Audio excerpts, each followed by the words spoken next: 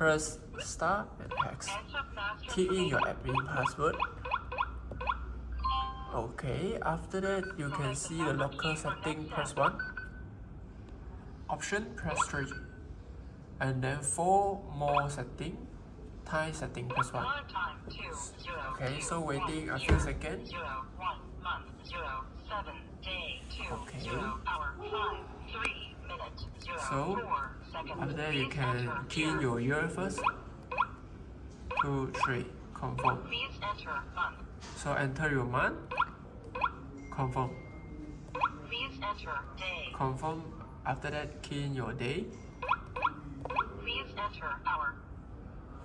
So enter your hour. For now is 50. Please enter minute. Okay, enter your minute. Successful. Already done.